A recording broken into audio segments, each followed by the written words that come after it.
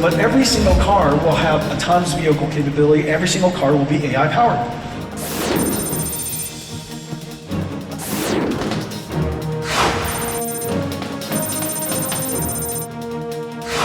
We are shifting from hardware-driven plants to software-defined factory, also known as SDF.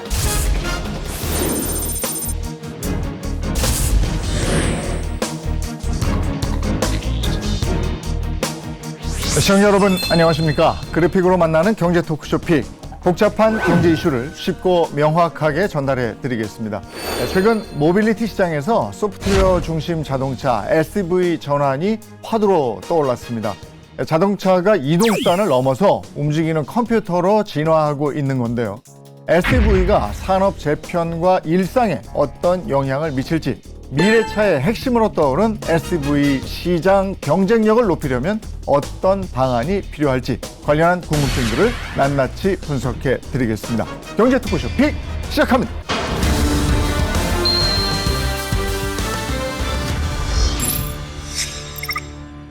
네, 오늘 함께해 주실 분들 소개해 드리겠습니다. 먼저 모빌리티 전문가 차두원 퓨처링크 대표 모셨습니다. 어서 오십시오. 예, 반갑습니다. 천서형 LG경제연구원 연구위원 모셨습니다. 어서 오세요. 반갑습니다.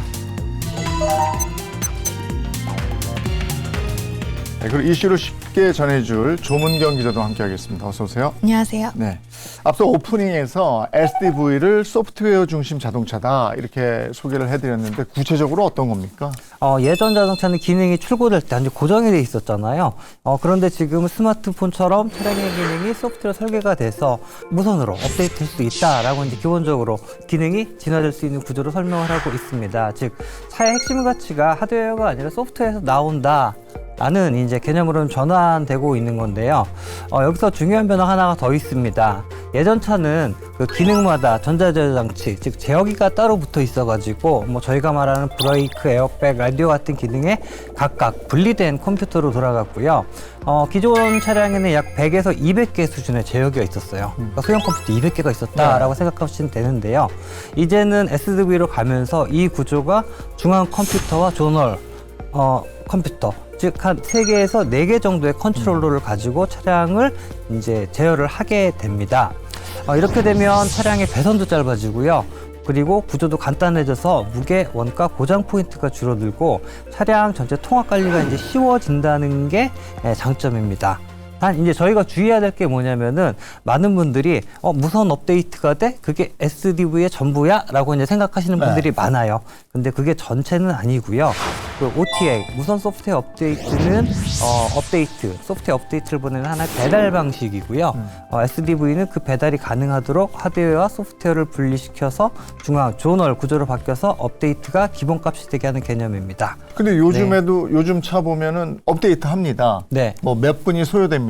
네네, 뭐 이런 게 맞습니다. 계기판이 뜨더라고요. 네네. 근데 지금은 각 제어 기능마다의 컴퓨터가 있는데 네. 이거를 통합할 수 있는 컴퓨터가 더 심플하게 이제 제어한다. 네, 뭐 이런 개념으로 기본적으로 한 알는데요. 4개 정도로 차를 몇 개 존으로 나누어서 네. 차량 시스템 설계에 따라서 이제 배치가 되고 이제 중앙 컴퓨터가 전체를 제어하게 되는. 차가 고장 나면 지가 알아서 고치는 거는 아닌 거죠? 공장 가서 고쳐야 되는 거죠? 네, 하드웨어는 물론 가서 네. 고쳐야 되고요. 네, 소프트웨어 기능 같은 경우는 저희가 이제 업데이트를 한다든가 네. 아니면 섀도우 모드라 그러는데요.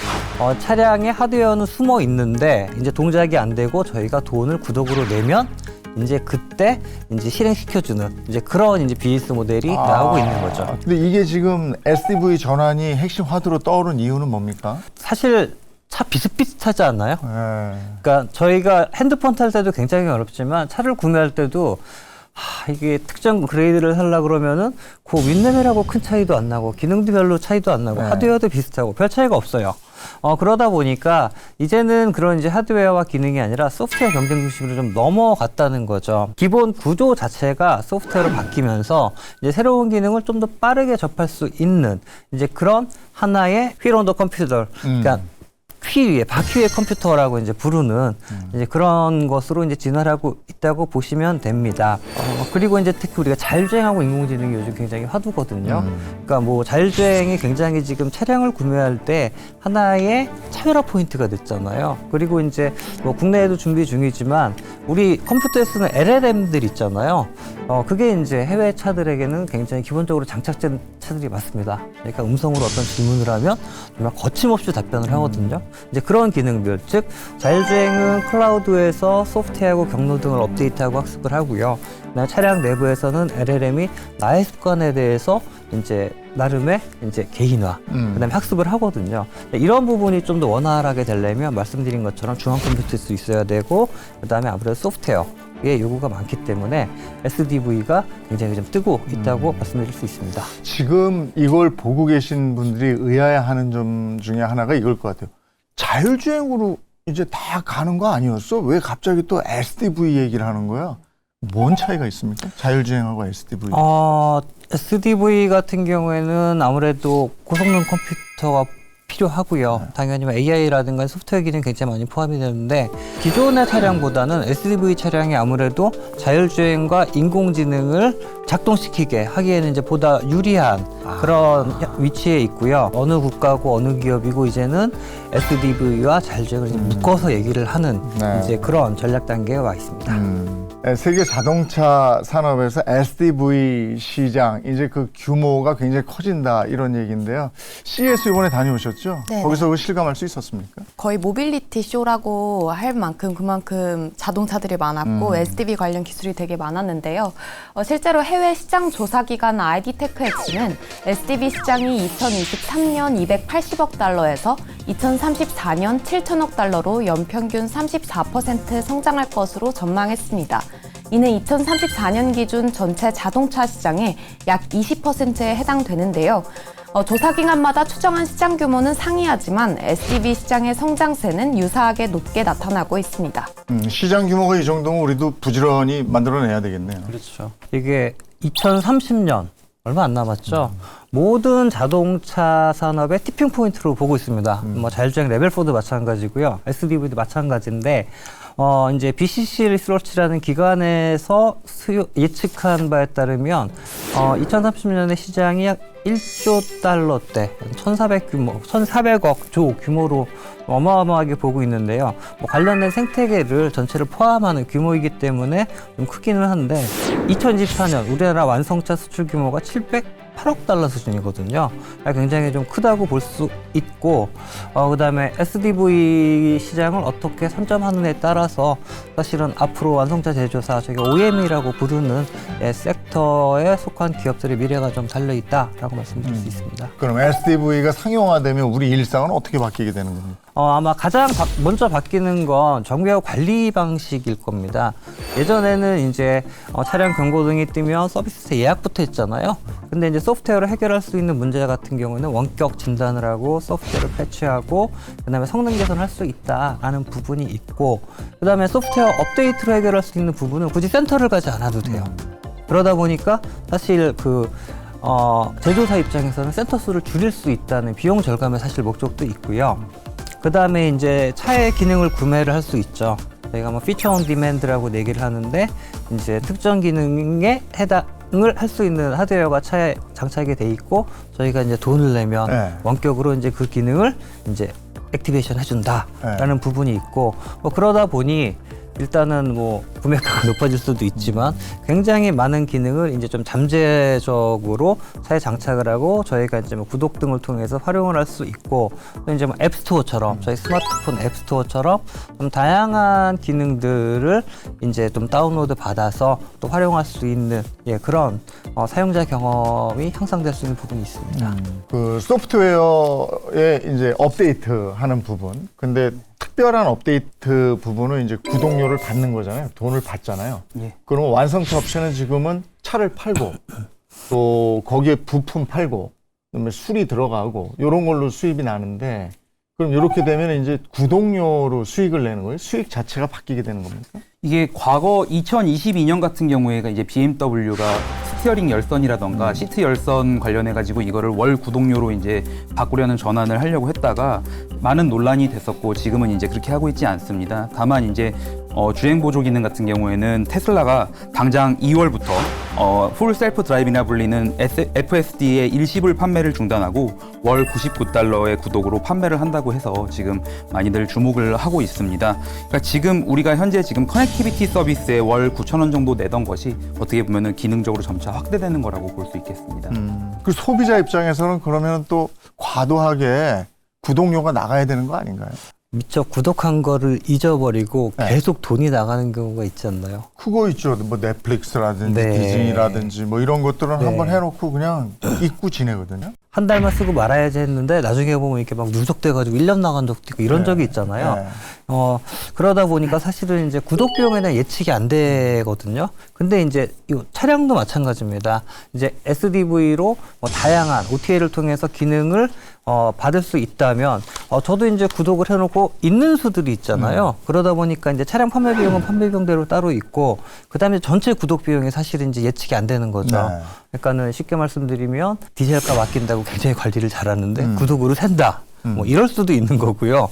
그러니까 좀 관리가 좀 필요한 부분입니다. 그 이번 CES에서도 모빌리티 분야 전시 핵심 키워드 중에 하나 이게 이제 SDV였는데 눈에 띄는 점이 뭐였습니까? 이 SDV 올해 포인트 같은 경우가 이제 AI와 자동차의 결합이라고 생각을 합니다. 저는 이것을 이제 SDV를 넘어서 이제 AI Defined Vehicle, 그러니까 ADV라고 좀 해석을 해보고자 하는데요.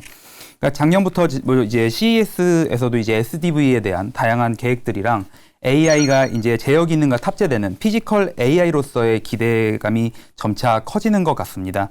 이와 관련해서 이제 로봇에 대한 관심 그리고 이제 AI의 기능적 가치에 대한 관심이 이제 모빌리티 분야에서 점차 커지고 있는 것으로 해석이 됩니다. Every single car will have autonomous vehicle capability. Every single car will be AI powered. And so the model layer in this case is Alfa Romeo, and the application above that is the Mercedes-Benz. Okay, and so this entire stack is our first NVIDIA first entire stack endeavor. And we've been working on it for this entire time, and I'm just so happy that the first AV car from NVIDIA is going to be on the road in Q1. 이번에 CES는 워낙에 로봇들이 뭐 두각을 나타냈기 때문에 네. 이게 이제 핵심 키워드 중에 하나가 SDV라고 해도 네, 네. 눈에 띄질 않기 때문에 우리가 잘 네, 몰랐단 말이죠. AI 인사이드 된 것들이 사실은 많았죠. 피지컬 AI라는 개념이 등장을 하고 굉장히 기술 섹터나 사회적으로 관심이 많은데 실제는 AI 관점에서 말씀을 드리면 저희가 SDV를 얘기를 하지만 그 포스트 SDV로 AI 디파인드 비클을 굉장히 많이 얘기를 합니다.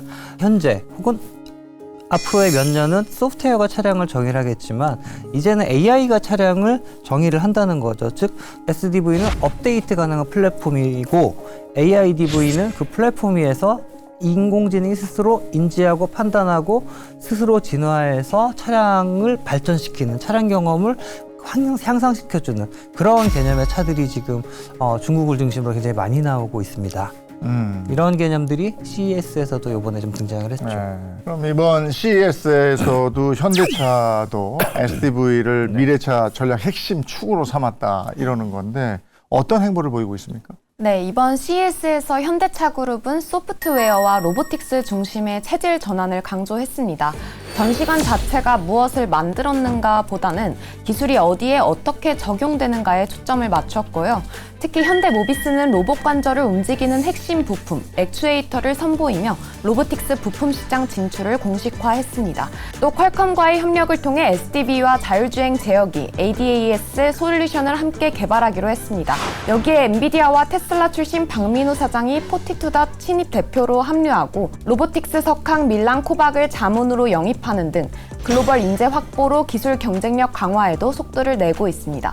이번 CES에서는 현대차는 뭐니 해도 그 로봇 때문에 시선이 집중됐는데 SDV 전환 차원에서 우리가 특징이나 눈여겨봐야 될 건 뭐가 있습니까? 우선 뭐 현대차의 하드웨어의 강점을 유지하면서 뭐 소프트웨어 역량을 이식하는 이른바 이제 투트랙 전략을 구사하는 걸로 보입니다.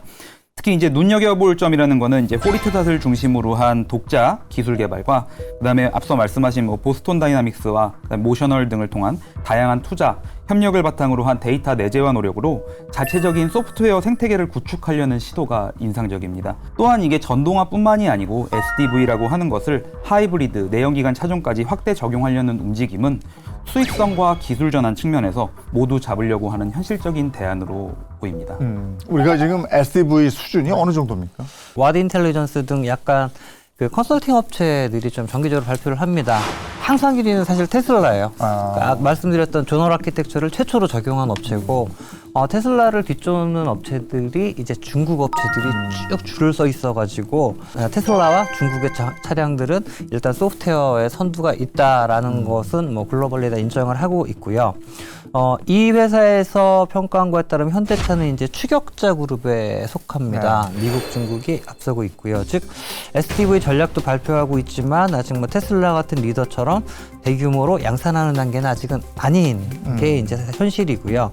단 이제 현대차 같은 경우에는 이제 최근에 플레우스라는 그 소프트웨어 플랫폼하고 브랜드를 좀 전면에 내세우고 뭐 차량 OS라든가 이제 인포테인먼트, 뭐 개발자 플랫폼, 플레우스 플레이그라운드로 부르는데요. 이런 파트너 협업 공간까지 이제 공개를 하면서 차를 하나 SDV 플랫폼으로 만들겠다라는 방향은 이제 명확히 했고요. 이제 기자님 말씀하신 것처럼 이제 박민우 박사님들을 영입을 하면서 아마 그 부분들이 현대차와 ABP본부와 이제 42다시 화합을 하면서 빠르게 전략을 펼칠 것 같습니다. 그럼 해외 완성차 업체들은 SDV 전환에 어떻게 대응을 하고 있습니까? 크게 두 가지 흐름으로 나뉠 수 있는 것 같습니다. 첫째는 이제 말씀하신 것처럼 테슬라 처음부터 독자적인 생태계를 구축하는 경우가 있을 테고요. 두 번째로 레거시 업체들 같은 경우에는 전략적 제휴를 통해서 돌파구를 찾는 모습을 좀 보이고 있습니다. 예를 들어서 이제 폭스바겐 그룹이 미국의 리비안이나 중국의 샤오펑 등과 이제 협력하는 모습을 보면은 부족한 소프트웨어 역량을 외부 수요를 통해서 빠르게 보완하려고 하는 움직임을 보이고 있습니다. 그럼 지금 어쨌든 테슬라가 앞서 달리고 있는 거고 중국이 맹추격을 하고 있는 거고 우리는 거기쯤 그 3등쯤 가는 거예요? 아니면 그 중간에도 올라갔다가 내려갔다가 막 이러는 거예요? 이게 이제 뭐 등수로 따지는 거는 사실 어렵지만 어떻게 보면은 아무래도 말씀하신 것처럼 글로벌 기업 중에서는 테슬라가 차량 아키텍처라던가 에이다스 부문에서는 가장 앞서 있다는 게 지배적이고요. 네. 그리고 이제 그들이 왜 그러냐 하면은 중앙 집중형 아키텍처, 아까 조널 아키텍처라고 하는 트렌드를 만들고 있기 때문입니다. 하지만 이제 말씀하신 것처럼 중국의 기업들의 약진도 사실 무시할 수는 없는데요. 이들은 이제 샤오펑, 리오토, 샤오미와 같은 기업들이 굉장히 인상 깊게 지금 부상하고 있고 이제 그들의 완성도와는 사실은 별개로 신차 기술의 어떻게 보면 신차 개발 기술의 이제 속도라던가 그다음에 중국 내에서 사용자에게 제공하는 콘텐츠의 다양성이 점차 확대되고 있기 때문에 그런 게 이제 위협적인 경쟁력입니다. 그래서 이걸 단순히 이제 그들의 시장에서 그들이 플레이하고 있는 걸 보고 있기 때문에 우리가 그들보다 열이다 우위다라고 말하는 단계는 아직은 조심스럽습니다. 그래도 어쨌든 우리나라가 그 자동차 만드는 하드웨어 측면에서는 세계적인 수준이고 소프트웨어는 어느 정도일까? 이 부분이 궁금해서요. 우리나라는 워낙 이제 반도체라던가 배터리, 인포테인먼트, 뭐 제어기 모듈 등 이 SDV를 구성하고 있는 개별 하드웨어의 기술력은 이미 세계적인 수준입니다. 다만 이제 이 개별 부품들을 하나로 묶어서 유기적으로 제어하고 독자적인 소프트웨어 생태계를 구축하는 게 이 시스템 통합 측면에서는 굉장히 중요하다고 볼 수 있을 텐데요. 이런 과정들이 선도 기업을 추격하는 입장에서 점점 격차가 빠르게 좁혀지고 있다라고 볼 수 있겠습니다. 현대차가 양산 목표를 내후년 2028년으로 잡았던데 가능성이나 경쟁력은 어떻게 보십니까? 쉽진 않은 목표겠지만 충분히 승산이 있는 도전이라고 생각을 합니다. 이제 소프트웨어 기업들은 제품들을 빠르게 출시하고 고치면서 이제 만들어 나가지만 자동차 같은 경우에는 이 사람의 안전과 직결되기 때문에 검증이 무엇보다 중요한데요. 이 현대차는 이미 이제 수만 개의 부품을 조립하면서 균일하게 품질을 뽑아내는 대량 양산 능력과 이제 엄격한 검증 시스템을 갖추고 있기 때문에 이 탄탄한 하드웨어 신뢰성 위에다가 소프트웨어를 얻는다면 안전하고 믿을 수 있는 SDV가 나올 수 있지 않을까라고 기대를 합니다. 어쨌든 관건은 이 융합인데요. 단순히 이제 소프트웨어 조직으로 모든 걸 전환하는 게 아니라 기존의 탄탄한 제조 역량에다가 새로운 소프트웨어 기술이 서로 겉돌지 않고 얼마나 유기적으로 섞일 수 있느냐가 이제 중요한 것 같습니다. 전에도 그런 변화를 겪은 적이 있는데 제가 이제 차를 타다가 네. 베라크루즈로 바꿨어요. 네. 전에. 네. 근데 차가 좀 안 좋아서 갔더니 뭘 이렇게 탁 갖다 대요. 그전에는 그 엔지니어가 그 차 밑에 아, 들어가서 네, 다 네, 봤잖아요. 네, 네, 네. 근데 뭘 탁 대니까 진단기. 아, 여기를 한번 점검해봐라. 네, 네. 그래가지고 이제 그걸 점검하시더라고요. 그게 이제 1차의 큰 변화였다면 네, 맞습니다. 지금은 그거보다 더 변하잖아요. 그렇죠. 그러니까 지금도 이제 이렇게 소프트웨어에 전환이 되면 가가지고 글쎄 차한테 물어보나? 야 지금 어디가 고장이냐? 그러면 차가 얘기를 하는 수준인가? 구체적으로 어떤 변화인지 이게 계속 궁금해지거든요. 지금 이제 말씀하신 게 이제 저희 차량 진단기라 그래가지고 네, 네. 통신 포트를 꽂으면 기본적으로 이제 잘못된 부분들이 쫙 맞아요. 뜨는 따따따따 거거든요. 나오더라고요. 네, 네. 그거는 이제 저희가 센터를 가서 해야 됐잖아요. 네, 네. 그러니까 이 진단기 자체도 고가거든요. 네. 이제 그 단계를 넘어서 이제 그 정보를 이제 저희가 유저가 오너가 이제 받아볼 수 있다는 게 그게 이제 커다란 장점이고 단순히 이제 소프트웨어 업데이트라든가 패치를 통해서 이제 해결할 수 있는 문제들은 저희가 이동하지 않고도 해결할 수 있다. 예, 그런 부분이 이제 지금 말씀하신 부분에 대한 SDV의 장점이라고 볼 수 있습니다. 그러면 이렇게 되면 SDV가 상용화가 되면 우리는 지금은 자동차의 뭐 마력수라든지 뭐 이런 거 디자인이라든지 이런 거잖아요. 그럼 우리가 구매할 때 이 자동차의 소프트웨어적인 기능이 뭐냐, 어느 단계까지 있느냐 이걸 보고 구매하게 될까요? 그러니까 이게 단순히 이제 하드웨어적인 관점에서 말씀하신 대로 기존의 마력수라던가 네. 아니면 코너링 밸런스 이런 것들이 이제 가격에 반영하는 것들이 성능, 그러니까 어떻게 보면 주행 성능에서 이제 차량의 그런 성능들이었다면 앞으로는 이 하드웨어를 얼마나 똑똑하게 제어할 것이냐. 가 핵심이 될 것 같습니다. 거기다가 이제 제조 공정 측면에서는 이 하드웨어의 부품 수가 줄어들고 통합화하는 이제 모듈화가 계속해서 이제 강화되면서 이를 구동하는 검증 기간은 간소화하는 형태로 산업 구조는 재편될 거라고 보고 있습니다. 근데 그렇게 되면은 이 산업계에서 네. 뜨는 게 있고 지는 게 있고 뭐 이렇게 그렇죠. 될 거 아니겠습니까? 네, 네, 어떤 네. 게 있습니까? 하드웨어가 굉장히 중요하죠. 네. 뭐 소프트웨어뿐만 하드웨어 굉장히 중요한데 이제 문제는 이제 말씀드린 것처럼 각 부품마다 붙어 있던 제어기들이 이제 구역별로 조널로 바뀌면서 이제 제어기 등 산업 이런 부품 납품 중심의 산업이 변화하는 거잖아요. 그러다 보니까 이제 기존의 이제 부품 업체들 같은 경우에는 사실은 좀 약간 타격은 어쩔 수 없고요. 대신 이제 소프트웨어 저희 이제 뭐 컴퓨터라든가 이제 저희 스마트폰을 생각을 하면 되시는데 SDV로 가면서 이제 표준 인터페이스, 뭐 보안, 진단, 검증 업데이트 체계 이런 것들이 굉장히 중요해지잖아요. 그러다 보니까 아무래도 이제 그 소프트웨어 사이드가 굉장히 좀 중요해지고 있다. 뭐 그렇기 때문에 아까 천연구원이 말씀하신 뭐 42다 또 이제 그 역할을 하기 위해서 생겨났고 기존의 하드웨어 중심 조직에서 소프트웨어와 하드웨어가 서로 결합되는 조직으로 이제 그 자동차 업체도 이제 전환을 해야 되고 그리고 이제 산업도 재편이 돼야 되는 부분이 있습니다. 예전에는 완성차 제조사 OEM 그다음에 티어 1, 티어 2 이런 식으로 내려갔는데 티어 0.5라는 개념이 생겨났거든요. 지금 말씀드렸던 이런 소프트웨어 쪽을 다루는 업체들을 이제 저희가 티어 0.5라고 부르고 이 업체들의 이제 역할과 권한이 갑자기 업계에 들어오면서 사실은 이제 업계 혼란도 있고 이제 점점 안착되는 그런 과정으로 보고 있습니다. 자동차 부품 업체들 그 업계 반응은 어떤지도 궁금하고요. 이 업계 사실 현장에 직접 가서 이렇게 만나보면은 이 SDV 전환에 대한 기대보다는 사실 생존에 대한 위기감이 더 큰 것이 사실입니다. 부품사 입장에서는 당장의 수익성을 확보하는 것도 빠듯한데 막대한 R&D 비용을 이제 투자를 하면서 소프트웨어 역량을 확보해야 한다는 것이 현실적으로 어렵기 때문인데요. 기술적인 난이도도 분명히 존재하는데 이 말씀하신 대로 기존에 수직 계열화되어 있는 게 수평화되는 어떻게 보면 소프트웨어 협력 구도로서 이 하이브리드 되는 게 어떻게 보면은 이제 산업 생태계의 체질 개선 시간으로 봐야 하는 거 아닐까. 그럼 살아남기 위해서는 어떤 대책이 필요하다고 보세요? 그러니까 이 모든 사실 부품사가 소프트웨어 기업으로 전환하는 것은 뭐 현실적으로도 조금 어렵고 그렇게 또 될 수는 없다고 생각을 합니다. 오히려 이제 이런 SDV에 최적화된 하드웨어를 만드는 것이 현실적인 대안이라고 볼 수 있을 것 같고요. 또 워낙에 이런 하드웨어 기업들이 소프트웨어 역량을 덧입힐 수 있도록 돕는 그런 뭐 다양한 사다리 역할에 대한 지원이 있으면 참 좋지 않을까 이렇게 생각이 됩니다. 소프트웨어 중심으로 전환된다 산업 구조가. 그럼 인력 문제는 없나요? 이게 당연히 이제 단순히 지금 뭐 인력이 워낙 부족하다는 얘기들을 많이 들으셨을 거고, 근데 단순히 숫자 부족보다 더 심각한 것은 질적인 차원에서의 미스매치가 아닐까 싶습니다. 그러니까 자동차 도메인을 이해하고 있다는 이제 개발자가 부족한 상황인 건데요. 순수 IT 개발자 같은 경우에는 차량에 대한 안전이라던가 기계적 특성에 대해서 이해하기가 어렵고, 또 기존 기계적인 역량을 가지고 있는 엔지니어 입장에서는 코딩이 낯선 게 사실입니다. 따라서 이게 외부 채용만으로는 분명히 한계가 있을 테고요. 그렇기 때문에 이제 기존의 엔지니어들이 소프트웨어 역량을 갖출 수 있도록 리스킬링 교육 차원에서의 시스템도 되게 중요하다고 생각됩니다. SDV로 전환이 된다면 제가 그냥 드는 생각으로는 이 고용량 메모리 같은 게 또 필요할 텐데, 그건 괜찮습니까? 시장 규모가 어떻습니까? 시장 조사업체 가트너에 따르면 올해 차량용 메모리 시장 규모는 125억 달러로 2024년 대비 2년 만에 약 78.5% 급증할 것으로 예상됐습니다. 2030년엔 331억 달러까지 급성장할 것으로 나타나기도 했는데요. 차량용 메모리 시장 확대의 가장 큰 요인은 차량용 전자장비 고도화와 자율주행의 확산 때문으로 고성능 메모리가 필수적입니다.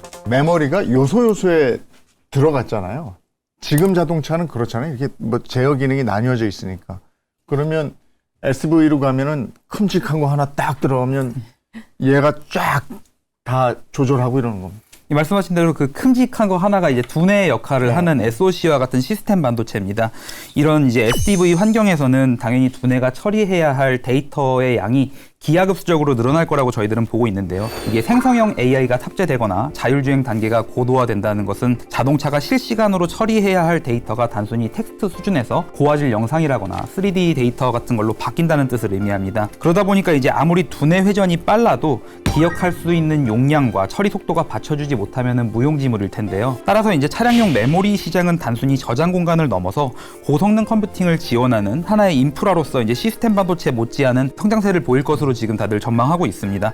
다만 이제 이게 장기적으로 무작정 용량만 늘어나야 될 것이 아니라 처리해야 될 데이터라던가 양의 특성에 맞춰서 기술이 효율적으로 최적화되는 과정도 함께 나타날 것으로 보고 있습니다. 그러면 메모리 공급 부족 현상은 안 나타나겠습니까? 이게 이제 코로나 팬데믹 당시에 자동차 시장에서는 이미 한번 차량용 반도체 대란을 한번 겪은 적이 있습니다. 당시에는 주로 이제 MCU라 불리는 시스템 반도체 부족이 원인이었지만, 이런 공급망 리스크는 메모리 분야에서도 언제든 재현될 수 있습니다. 그러니까 저는 이걸 단순한 물량 부족보다는 수급의 구조적 리스크를 경계해야 된다고 좀 보고 있는데요. 이 차량용 반도체는 극한의 환경에서 견뎌야 되는 자동차 특성적인 인증 조건이 매우 까다로운 반면에, 또 서버용 반도체 대비해서 수익성 측면에선 낮을 수도 있다고 보는 얘기 들이 있습니다. 이게 만약에 반도체 슈퍼사이클로 도래해서 공급사가 AI 서버나 모바일 쪽으로 이제 생산 라인을 집중하게 된다면 당연히 자동차 업계가 물량 배정 순위에서 밀릴 가능성이 존재합니다. 그렇기 때문에 이제 관련 업체들은 단순히 부품을 이제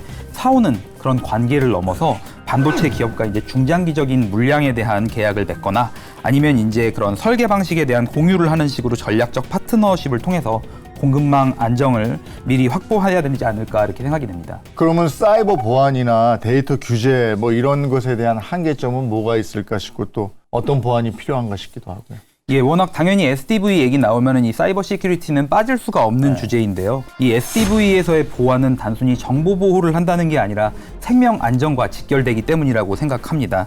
이게 이제 설계 단계부터 보안을 고려하는 보안 내재화는 자동차 기업들한테는 이제 필수 상황이 돼버렸고요. 그런데 이제 기술적으로 100% 완벽한 보안이라는 거는 존재하기 어렵지 않을까라고 생각이 됩니다. 따라서 이걸 어떻게 막을 것이냐만큼 중요한 것이 뚫렸을 때 어떻게 이제 대응할 것이냐라는 관점으로 좀 볼 수 있을 것 같고요. 최근에 이제 여러 기업들 사태에서 보셨다시피 이제 사고 발생 시에 이를 투명하게 공개하면서 신속하게 소프트웨어를 업데이트를 통해서 피해를 복구하면서 회복 탄력성, 그리고 이제 이를 관리하는 투명한 거버넌스 체계가 갖춰져야 소비자들에게 신뢰를 받을 수 있지 않을까 생각됩니다.